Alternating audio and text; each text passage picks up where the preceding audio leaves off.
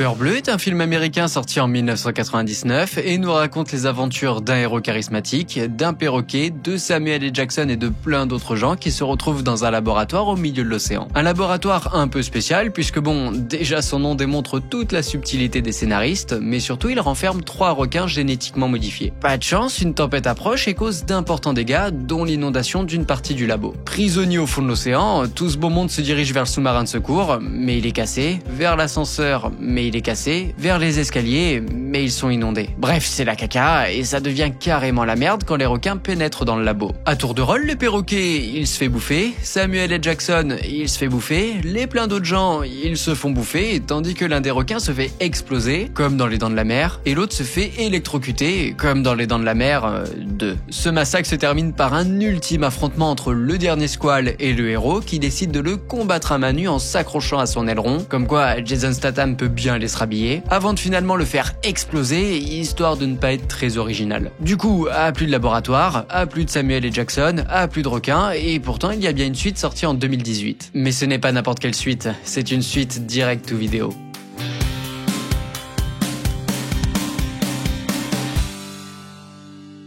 Peur bleue 2 débute direct par un plan sur un requin, car pas le temps de niaiser, puis direction le large de l'Afrique du Sud où l'on embarque avec 2 pêcheurs qui apparemment veulent choper Vincent.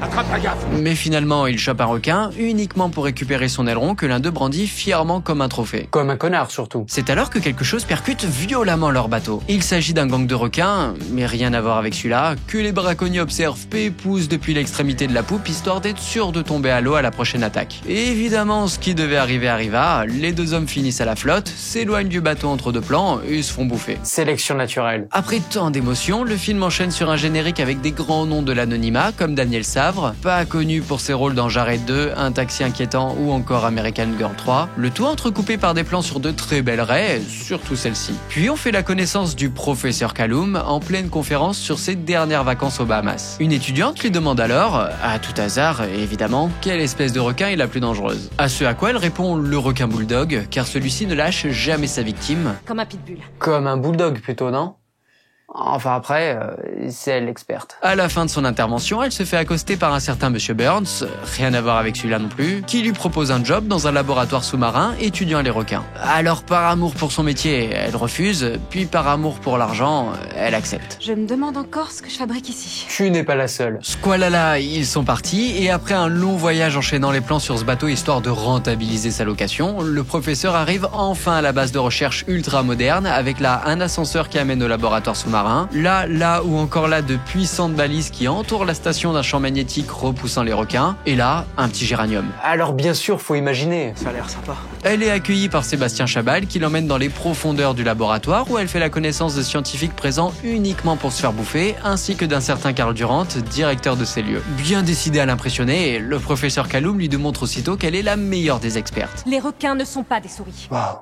C'est vrai ce qu'elle dit. Comme Calogero, elle fait face à la mer et se rend compte que les gros poissons étudiés dans ce labo sont des requins bulldogs, vous savez, ceux qui ne lâchent jamais leurs victimes. Comme un pitbull. Ce qu'elle ignore en revanche, c'est qu'il s'agit des mêmes squales qui ont croqué les braconniers dans l'intro avant que le biologiste Trent Slater, gros bras, gros chalumeau, gros boule bien moulé, ne les ramène à la base, tels des chiens obéissant à leur maître. Normal pour des requins bulldogs, non? Puisque tout le monde est réuni, Monsieur Durant en profite pour leur expliquer les expériences qu'il mène dans ce laboratoire. Bon, j'ai pas tout compris, mais en gros, il teste des drogues sur les squales afin d'accroître leurs compétences intellectuelles pour, à terme, l'utiliser sur des humains.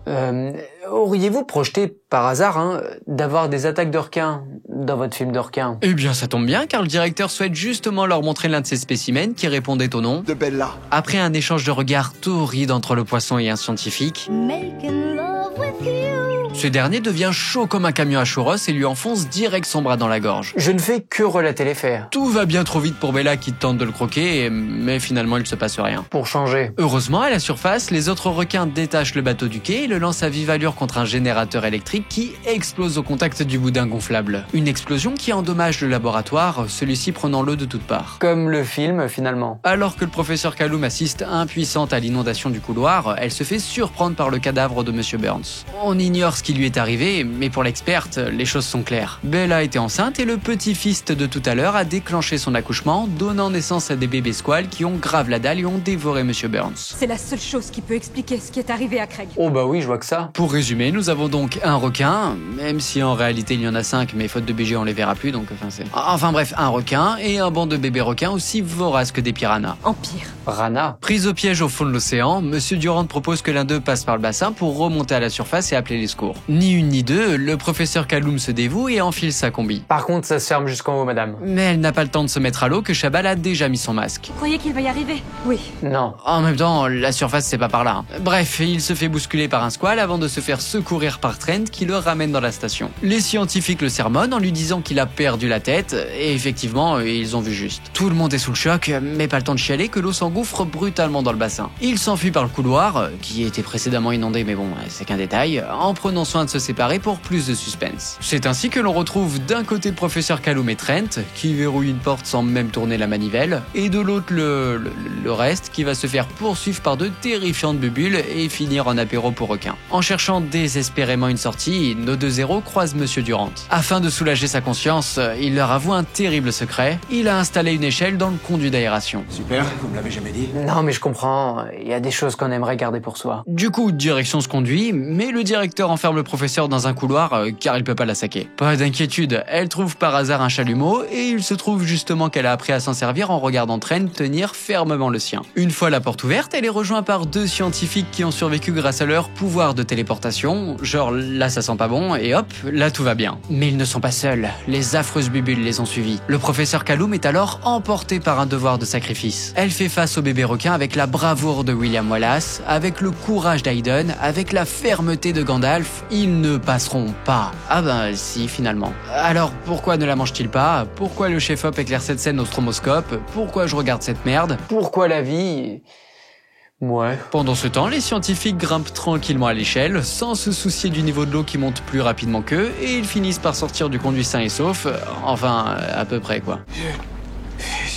Oh oui, t'inquiète, un garrot et c'est reparti. Dernière survivante dans les profondeurs de la station, le professeur Kaloum passe par le bassin pour remonter à la surface en empruntant la bonne direction, ce qu'elle aurait dû faire il y a 30 minutes, mais bon bref, avant d'être prise en chasse. Fort heureusement, elle a fait de la natation au collège et arrive à nager plus vite que le squale, sans doute motivée par tant d'encouragement. Allez, plus vite! Ils ne sont donc plus que 4 sur le ponton, et plutôt que d'attendre les secours, Trent a une meilleure idée et leur propose de rejoindre le bateau à la nage. Tu viens d'arriver en fait. Non, parce qu'il me semble que t'as oublié un léger détail. On n'en sait rien, ils sont peut-être partis. Comme ton intelligence, tu veux dire. Et pourtant, tout le monde semble convaincu par sa proposition. Du coup, il se jette à la flotte et contre toute attente, Bella passe à l'attaque. Heureusement pour les héros, elle semble avoir une dent contre Monsieur Durant qui arrive néanmoins à la faire fuir in extremis en lui hurlant dessus. Tout content d'avoir survécu, il en oublie la règle fondamentale, les requins bulldogs ne lâchent jamais leur proie. Comme un pitbull. Trent et le professeur regardent tout ça avant de se rappeler qu'ils seraient peut-être plus en sécurité sur le bateau, même si à mon avis, il leur en faudrait un plus gros. Problème, celui-ci ne démarre pas et le gros poisson leur fonce dessus. Ils sortent alors des fusées éclairantes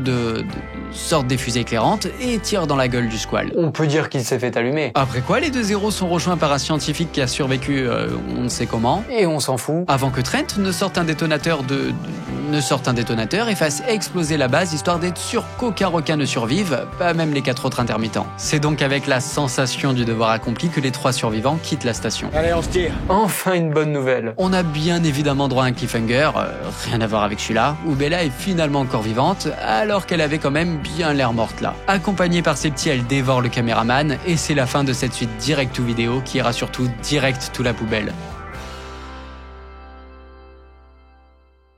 Un grand merci d'avoir regardé ce 2e épisode de la suite Direct to Vidéo, ça permet de clôturer la saison sur une note un peu plus légère. Comme d'habitude, n'hésitez pas à liker, partager, commenter, tout ça. Je vous souhaite de très bonnes vacances et je vous dis à très vite pour la suite.